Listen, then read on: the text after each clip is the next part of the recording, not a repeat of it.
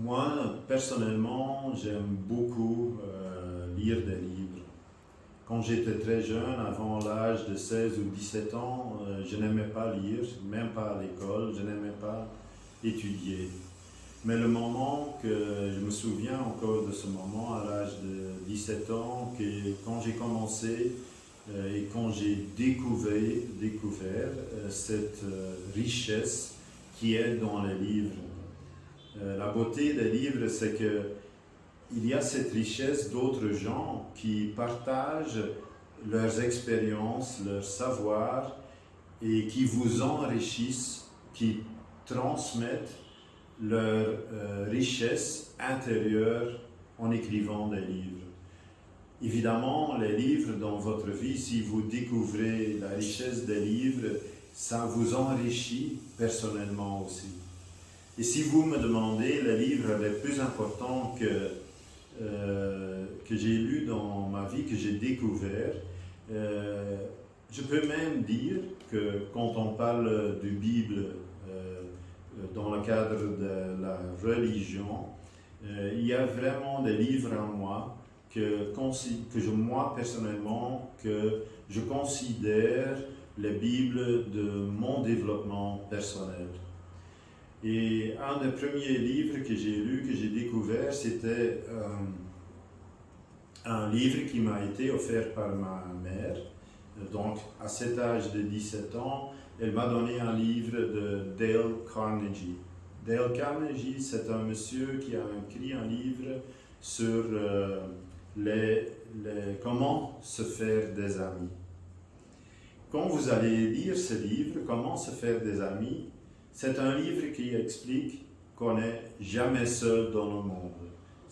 On est toujours entouré d'autres gens et on est tous une humanité, de n'importe ethnie que vous venez. Comment se faire des amis, c'est reconnaître votre propre valeur d'abord et la valeur des autres. Donc c'est la compréhension que vous êtes créé la personne qui vous êtes, avec toutes vos valeurs et avec toutes vos forces, mais aussi avec vos défis. Et les autres sont créés aussi de leur façon, avec leurs forces, leurs défis. Et vous allez voir que par cette diversité, nous sommes créés différents. Et la richesse de la vie, c'est les relations humaines que vous avez avec les autres. Vous pouvez enrichir les autres avec vos forces.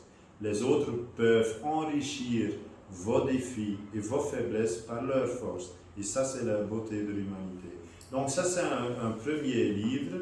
Un deuxième livre que je trouve important, c'est que j'ai découvert même avant l'université, mais que j'ai commencé et continué à lire après l'université, c'est ce que vous n'apprendrez pas à Harvard University de Michael McCormack. Cela voulait dire que j'ai fait l'université, maintenant je suis prêt pour le lieu de travail, alors que ce n'était pas du tout le cas. Donc, dans notre cadre, quand on est juriste et on veut devenir avocat, on doit passer obligatoirement par 3 années de stage, ce qui est normal, parce que vous n'avez pas d'expérience d'exécution du travail.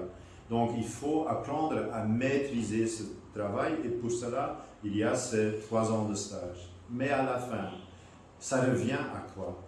Ça revient qu'à tout le monde qui vient de l'université n'est pas encore prêt pour le lieu de travail.